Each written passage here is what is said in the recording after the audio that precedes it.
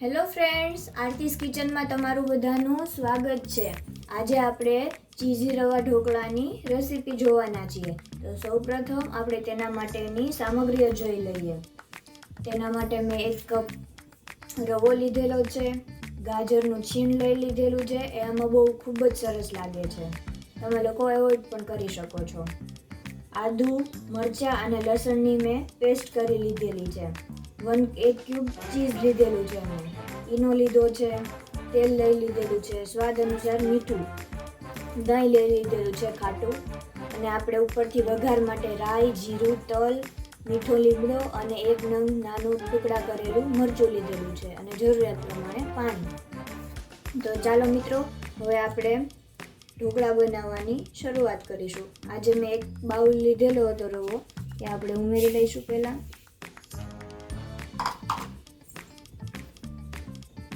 તેમાં સૌપ્રથમ થોડું તેલ ઉમેરી અને તેને મિક્સ કરી લઈશું, જેનાથી ઢોકળામાં શાઇન આવશે.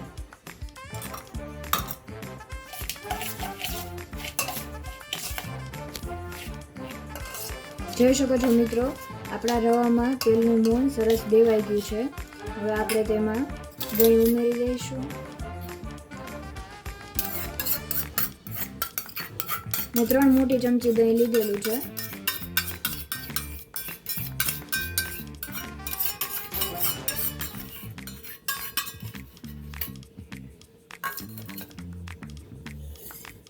પહેલાં તેને મિક્સ કરી લઈશું.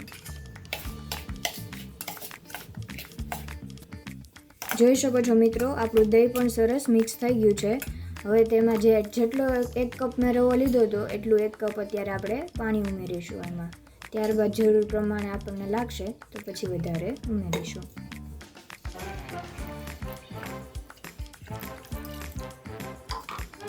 હવે સરસ રીતે આને પણ મિક્સ કરી લઈશું. હવે આપણું પાણી પણ સરસ રીતે મિક્સ થઈ ગયું છે. હવે 15 થી 20 મિનિટ માટે આપણે ઢાંકી અને એક જગ્યાએ આને રેસ્ટ આપીશું. તો મિત્રો, આપણે 15 થી 20 મિનિટના રેસ્ટ બાદ આપણે જોઈ શકીએ છીએ આપણું ખીરું તૈયાર થઈ ગયું છે. હવે તેમાં આપણે મેં ગાજર લીધું હતું છીણીને, એ ઉમેરી દઈશું.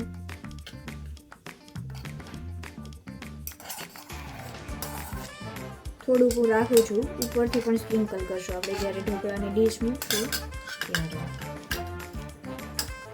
હવે મેં આદુ, મરચાં અને લસણની પેસ્ટ લીધેલી છે, તે ઉમેરી દઈશું.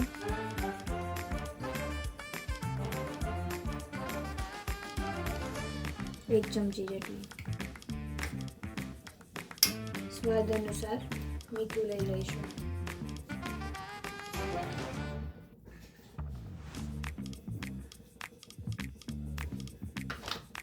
હવે આને સરસ રીતે મિક્સ કરી લઈશું.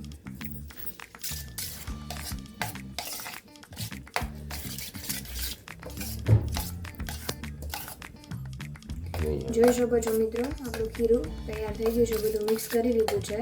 હવે આપણે એક ડીશમાં લઈ લઈશું, થાળી જેમાં આપણે ઢોકળા મૂકવાના છે.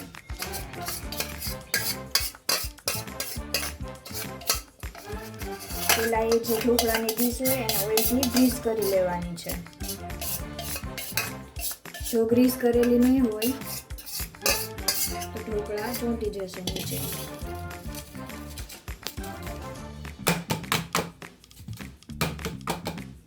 આવી રીતે એને ટેપ પણ કરી લેવાની છે.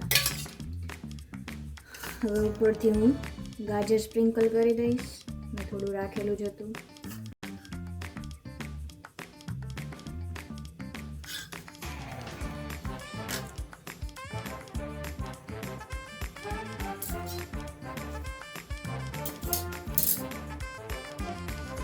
તો જો મિત્રો, આપણી થાળી તૈયાર થઈ ગઈ છે અને હવે ઉપરથી હું ચીઝ એડ કરી દઈશ.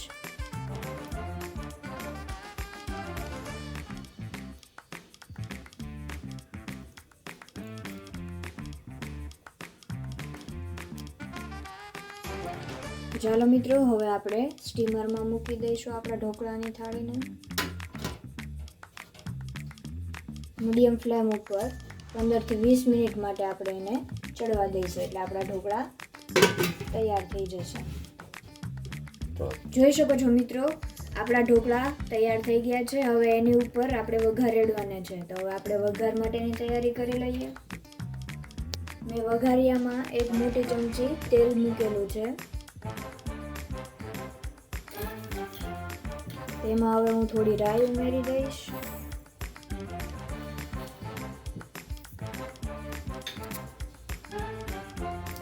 જોઈ શકો છો મિત્રો, આપણી રાઈ પણ તતડી ગઈ છે. હવે તેમાં આપણે જીરું ઉમેરી દઈશું.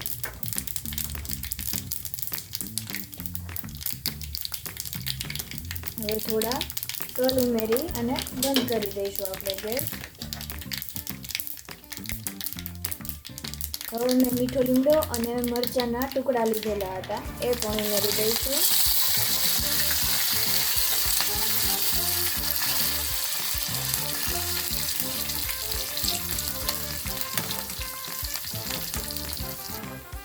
હવે આપણે આ ઢોકળા ઉપર રેડી દઈશું.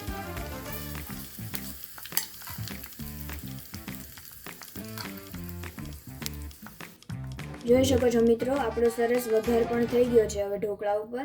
હવે આપણે પ્લેટમાં સર્વ કરી લઈશું. મિત્રો, આપણે ઢોકળાને સર્વ કરી દીધા છે. તમે ચા, દહીં અથવા તો લસણની ચટણી એની સાથે ટ્રાય કરી શકો છો.